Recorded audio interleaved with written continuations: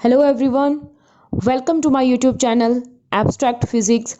आज की इस वीडियो में हम डॉक्टर एच.सी. वर्मा की एक famous book concept of physics की बात करेंगे, जो कि NEET, JEE main, JEE advance जैसे कॉम्पिटिटिव एग्जाम्स के लिए काफ़ी इंपॉर्टेंट है।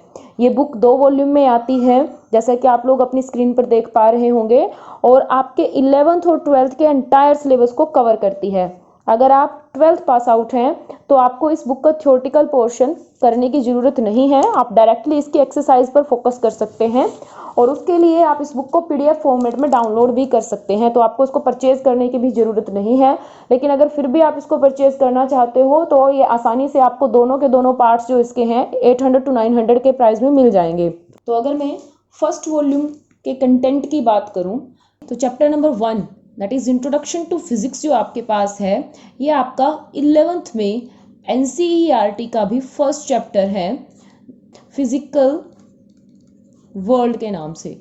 तो वहाँ पे आपका ये पहला ही टॉपिक है, इंट्रोडक्शन टू फिजिक्स, वहाँ पे आपका ये कवर हो जाता है। उसके बाद चैप्टर 2 की अगर हम बात करें, that is physics and mathematics, तो ये जो आपका टॉपिक है इसमें से कुछ एक पोर्शन जो है, अगर मैं वेक्टर्स की बात करूँ, जहाँ तक आपके वेक्टर्स की बात होती है, डॉट प्रोडक्ट, क्रॉस प्रोडक्ट, यहाँ तक ये आपका कवर होता है NCERT 4th chapter of 11th class. और बाकी के जो आपके चैप्टर्स हैं तो ये आपका मैथमेटिकल पोर्शन है, सिग्निफिकेंट डिजिट्स इन कैलकुलेशन, और कुछ एक मैथमेटिकल पोर्शन है। तो आपका ये मैथमेटिकल टूल्स में, और कुछ जो ये लास्ट का पोर्शन है आपका कवर होता है अगेन फर्स्ट जो चैप्टर है आपका, that is physical world. NCERT का 11th क्लास का जो फर्स्ट चैप्टर है वहाँ पे ये बाकी के टॉपिक्स आपके कवर हो जाते हैं। उसके बाद बात करते हैं चैप्टर नंबर 3 की, that is rest and motion या फिर काइनेमेटिक्स। तो एच.सी. वर्मा का जो 3rd चैप्टर है आपका 11th क्लास में 3rd एंड 4th दोनों चैप्टर्स की मैं बात करूंगी कि वहां पे ये कवर होता है, क्योंकि 3rd जो चैप्टर है आपका एनसीईआरटी का वो है motion in straight line, motion in straight line. और उसके बाद आपका 4th चैप्टर जो है वो है मोशन इन प्लेन। तो इन दोनों चैप्टर्स के अंडर आपका ये जो 3rd चैप्टर है वो कवर होता है। उसके बाद हम बात करें चैप्टर नंबर 4 की, द फोर्सेस। तो ये जो चैप्टर है आपका अगेन 11th क्लास का जो आपका फर्स्ट चैप्टर है, जो फिजिकल वर्ल्ड की मैं बात कर रही थी, उसी का एक सब टॉपिक है, वहां पे आपका ये फोर्सेस का इंट्रोडक्शन जो है वो आपको मिल जाएगा। उसके बाद बात करते हैं चैप्टर नंबर 5 की, न्यूटन्स लॉ ऑफ मोशन। तो ये आपका 11th में भी 5th चैप्टर है। 11th एनसीईआरटी की मैं बात कर रही हूँ बच्चों, 11th एनसीईआरटी में 5th जो आपका चैप्टर है that is laws of motion, laws of motion, वहां पे आपको ये मिल जाएगा। इसी चैप्टर के अंडर 5th चैप्टर जो आपका एनसीईआरटी का है वहां पे आपका इस बुक का 6th चैप्टर फ्रिक्शन भी कवर हो जाता है। उसके बाद हम बात करते हैं चैप्टर नंबर 7 की, दैट इज सर्कुलर मोशन। तो आपका जो चैप्टर नंबर 7 है ये आपका अगेन एनसीईआरटी का जो आपका 5th चैप्टर है वहीं पर कवर होता है। सर्कुलर मोशन भी आपका जो 5th चैप्टर आपके पास है एनसीईआरटी का वहाँ पे कवर हो जाता है। उसके बाद बात करते हैं चैप्टर नंबर 8 की। तो चैप्टर नंबर 8 है जो वर्क एंड एनर्जी। वहाँ पे आपको 11th क्लास में वर्क, एनर्जी एंड पावर के नाम से एक चैप्टर होता है आपके पास, दैट इज चैप्टर नंबर 6। तो वहाँ पे ये आपका डायरेक्टली आपको देखने से पता चल रहा होगा, तो डायरेक्ट वहाँ पे कवर हो जाता है, पूरा का पूरा जो चैप्टर है 8th चैप्टर वहाँ पे कवर होता है। चैप्टर नंबर 9 की हम बात करें, centre of mass, linear momentum and collision. अगर मैं चैप्टर नंबर 9th की और साथ ही साथ में चैप्टर नंबर 10th की बात करूँ, रोटेशनल मैकेनिक्स, इस बुक का जो 9th और 10th चैप्टर है, दोबारा से देख लेते हैं। 9th चैप्टर है आपके पास centre of mass, linear momentum and collision, और आपका जो 10th चैप्टर है दैट इज रोटेशनल मैकेनिक्स। के दोनों चैप्टर ही आपका एनसीईआरटी का 7th जो चैप्टर है, 7th चैप्टर है system of particle and rotational motion. System of particles and rotational motion के नाम से आपके पास एक चैप्टर है 7th चैप्टर। तो ये दोनों चैप्टर वहाँ पे कवर हो जाते हैं। अब बात करते हैं 11th चैप्टर, ग्रेविटेशन। तो नाम से ही क्लियर है, जो 12th पास आउट है वो देखते ही समझ गए होंगे, ग्रेविटेशन जो है डायरेक्टली आपको 11th में 8th चैप्टर आपके पास आता है। 11th में जो आपका 8th चैप्टर है ग्रेविटेशन के नाम से ही है, तो वहाँ पे आपका ये चैप्टर कवर हो जाता है। उसके बाद बात करते हैं चैप्टर नंबर 12 की, सिंपल हार्मोनिक मोशन या फिर SHM। तो ये जो चैप्टर है आपका, ये भी आपका 11th NCERT कवर करती है। 11th NCERT में चैप्टर है आपका 14th ओसिलेशंस के नाम से, तो वहाँ पे आपका SHM कवर होता है। उसके बाद अगर हम बात करें फ्लूइड मैकेनिक्स की, तो चैप्टर नंबर 13 NCERT का बन जाता है आपका चैप्टर नंबर 10th चैप्टर में आपका 11th क्लास का ही मैं बात कर रही हूँ, 11th की ही NCERT में 10th चैप्टर जो आपका है that is mechanical properties of fluid.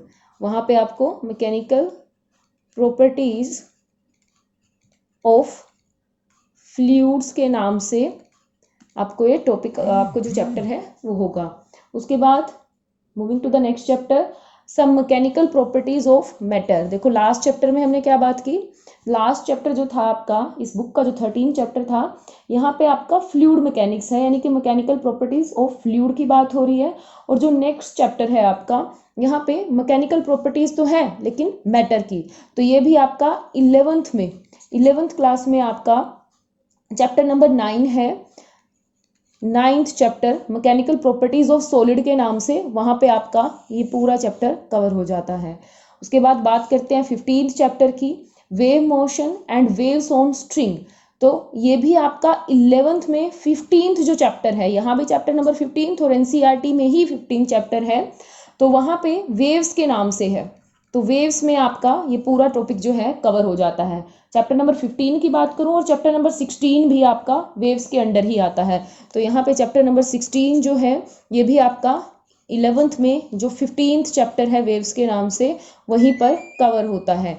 तो अब बात करते हैं चैप्टर नंबर 17 की। जब मैं चैप्टर नंबर 17 पे चलती हूँ तो यहाँ तक जो हमने किया 16 तक, वहाँ तक आपका 11th का NCERT था, लेकिन जैसे ही हम चैप्टर नंबर 17 की बात करते हैं यहाँ पे आपका आ जाता है लाइट वेव। तो लाइट वेव आपने 11th क्लास में नहीं पढ़ा है, ये आपका है 12th का टॉपिक। 12th क्लास में आपके पास चैप्टर है 10th, NCERT का 10th चैप्टर है। 12th क्लास में 10th चैप्टर है NCERT that is wave optics. तो वेव ऑप्टिक्स में आपके पास लाइट वेव्स का इंट्रोडक्शन आ जाता है। उसके बाद के जो कॉन्टिन्यूस चैप्टर हैं, chapter number 18 that is geometrical optics. उसके बाद chapter number 19 optical instruments and chapter number 20 जहाँ पे डिस्पर्जन एंड स्पेक्ट्रा हैं।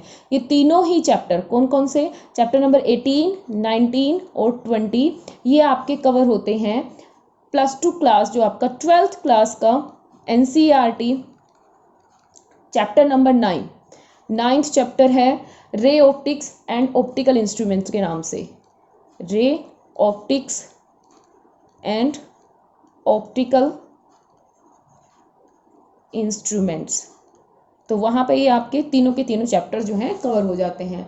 और अगर मैं बात करूँ आपका chapter number 21 that is speed of light and chapter number 22 that is the last chapter of this volume photometry, तो ये दोनों चैप्टर्स बच्चों ना ही आपका 11th में आपको देखने को मिलेगा, ना ही आपका 12th में देखने को मिलेगा। तो यहाँ पर भी आप क्या कर सकते हो, इन चैप्टर्स को स्किप कर सकते हो, क्योंकि कंपटीशन जो होता है, कॉम्पिटिटिव एग्जाम्स जो होते हैं उनका सिलेबस एग्जैक्टली सेम होता है जो आपका 11th और 12th का सिलेबस होता है। तो अगर आप चाहो तो अपने इंटरेस्ट के लिए इनको पढ़ सकते हो, अदरवाइज ये कॉम्पिटिटिव पॉइंट ऑफ व्यू से भी इंपॉर्टेंट नहीं है।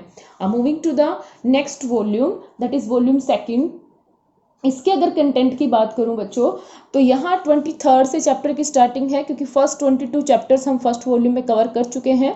यहाँ पे आपको 23 to 47 तक चैप्टर्स देखने को मिलेंगे।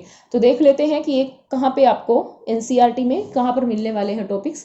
तो पहला ही चैप्टर है आपका 23rd chapter that is heat and temperature. साथ में बता देती हूँ आपका chapter number 23rd heat and temperature, 25 calorimetry, और उसके बाद आपका है 27 and 28 specific heat capacity of gases and heat transfer. 23rd, 25, 27 and 28 ये चारों के चार जो चैप्टर हैं आपका थर्मल प्रॉपर्टीज ऑफ मैटर के नाम से, थर्मल प्रॉपर्टीज ऑफ मैटर, ये आपका चैप्टर है भाई 11th में, 11th NCERT में चैप्टर है आपका, चैप्टर नंबर 11th। तो वहाँ पे आपके चारों के चार जो चैप्टर्स हैं वो कवर होते हैं इस बुक के अकॉर्डिंग। नेक्स्ट जो रेस्ट आपके रह गए that is chapter number 24।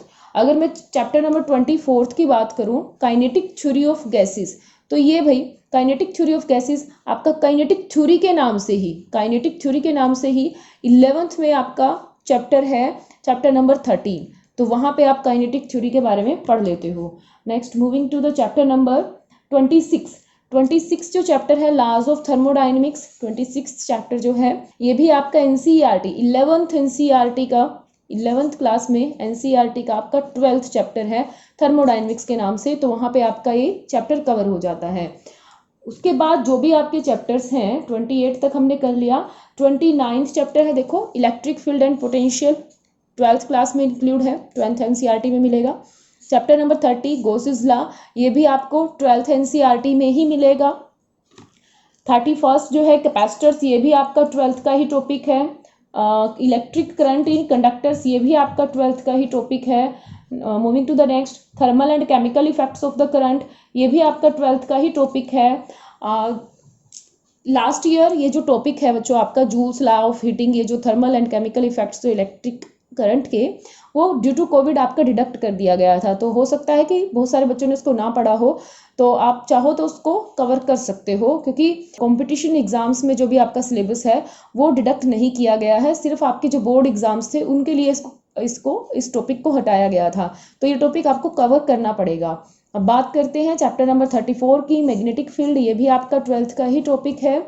Chapter number 35 magnetic field due to a current, ये भी 12th में इंक्लूड है। परमानेंट मैग्नेट्स, ये भी टॉपिक जो है आपका 12th में ही इंक्लूड है। देखो यहाँ से ध्यान आ जाता है। मूविंग कोयल गैल्वेनोमीटर आप लोगों ने किया होगा, शंट वगैरह के बारे में पढ़ा होगा, तो ये है आपका 12th का टॉपिक। उसके बाद chapter number 37 magnetic properties of matter, ये भी आपका ऐसा टॉपिक है जो कोविड की वजह से आपके बोर्ड जो सिलेबस था, आपका बोर्ड सिलेबस था, उससे हटा दिया गया था। लेकिन आपका जो अगर आप किसी कॉम्पिटिटिव एग्जाम के लिए प्रिपेयर कर रहे हो तो उसमें आपको इंक्लूड मिलेगा। उसके बाद है chapter number 38 electromagnetic induction, again 12th में ही इंक्लूड है। चैप्टर नंबर 39 अल्टरनेटिंग करंट, ये भी आपका 12th का टॉपिक है। इलेक्ट्रोमैग्नेटिक वेव्स, ये भी आपको 12th में ही मिलेगा।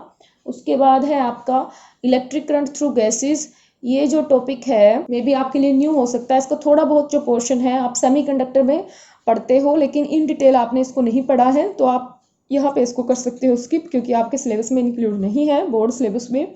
चैप्टर नंबर 42 की अगर हम बात करें, that is photo electric effect and wave particle theory, इसके नाम से ही क्लियर है, आपने 12th क्लास के अंदर पढ़ा है इसको। Bohr's model and physics of atom, ये भी आपका 12th में ही है। उसके बाद एक्सरेज जो है आपका इसी के अंडर पोर्शन कवर हो जाता है, थोड़ा इंट्रोडक्शन आता है इसी चैप्टर में इसका। उसके बाद हम बात करते हैं चैप्टर नंबर 45 की, सेमीकंडक्टर एंड सेमीकंडक्टर डिवाइसेस, ये आपका 12th में आता है। द न्यूक्लियस, अगेन 12th का ही टॉपिक है। और उसके बाद हम बात करते हैं last chapter number 47 special theory of relativity, जो कि अभी तक आप लोगों ने नहीं पढ़ा है, ना ही आपका 11th में है, ना ही ये टॉपिक आपका 12th में है। तो ये टॉपिक आपको यहाँ पे करने की जरूरत नहीं है, आप इसको कर सकते हो स्किप। अच्छा, अब बात ये आती है कि अगर हम सब कुछ पढ़ चुके हैं, अगर आप 12th पास आउट हो या फिर आप 12th कर रहे हो, तो इस बुक का क्या बेनिफिट है। तो उसके लिए मैं आपको बता दूं बच्चों कि थ्योरेटिकल पोर्शन बेशक आप लोगों ने कवर किया हो, लेकिन कंपटीशन एग्जाम्स के लिए इस बुक का जो ये पोर्शन है, हर एक चैप्टर के एंड में जो एक्सरसाइज आपको देखने को मिलेगी वो काफ़ी इंपॉर्टेंट है। यहाँ से आपको डायरेक्ट क्वेश्चन देखने को मिल जाते हैं किसी भी एग्जाम में।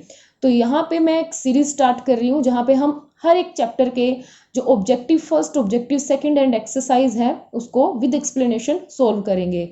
अब थोड़ा सा अगर मैं पैटर्न की बात करूं कि जो ऑब्जेक्टिव 1 और ऑब्जेक्टिव 2 है, इसमें किस टाइप के क्वेश्चन इस बुक में देखने को मिलते हैं। जो आपका फर्स्ट पार्ट है ऑब्जेक्टिव्स का, जैसा कि नाम से क्लियर है ऑब्जेक्टिव, यानी कि आपको एमसीक्यूज आपको यहाँ पे देखने को मिलते हैं, यानी कि मल्टीपल चॉइस क्वेश्चंस। सिंपल, जैसा अभी तक आप लोग पढ़ते आए हो कि आपके पास एक क्वेश्चन दिया होता है और उसके आपको 4 ऑप्शंस होते हैं। कोई स्टेटमेंट होगी या कोई क्वेश्चन होगा तो उसके आपके 4 ऑप्शंस होते हैं। उन ऑप्शन में से आपको जो सही लगता है आप उसको टिक करते हो। ये होता है आपका ये है आपका ऑब्जेक्टिव फर्स्ट का जो पैटर्न है। अगर मैं ऑब्जेक्टिव सेकंड की बात करूं तो अगेन इसके अंदर भी आपको एमसीक्यूज ही देखने को मिलेंगे, लेकिन अब की बारी क्या होता है कि अगर आपके पास एक क्वेश्चन दिया गया है, 4 ऑप्शंस हैं, तो एक टाइम में इन चारों ऑप्शंस में से एक से ज्यादा ऑप्शन सही हो सकते हैं। कि मे बी एक क्वेश्चन दिया है तो यहाँ ए और सी दोनों सही हो सकते हैं, मे बी ए बी और सी तीनों के 3 सही हो सकते हैं। तो डिपेंड करता है कि आपका क्वेश्चन कैसा है, यानी कि यहाँ पर मल्टीपल आंसर्स एक साथ सही हो सकते हैं। ऑब्जेक्टिव सेकंड जो पार्ट है आपका। एक्सरसाइज की अगर मैं बात करूं तो नॉर्मल जो एनसीईआरटी में आपको एक्सरसाइज देखने को मिलती है, कुछ ऐसा ही पोर्शन यहाँ पे भी देखने को मिलेगा। कुछ थ्योरेटिकल बेस्ड क्वेश्चन होते हैं, कुछ न्यूमेरिकल पोर्शन आपको यहाँ पे कवर करना पड़ेगा। तो ये सब कुछ हम करेंगे आने वाली वीडियोस में, तो stay tuned for the upcoming videos. If you have any doubt regarding the syllabus of this book, then you can ask me in the comment section. That's it for today. Thank you so much for watching.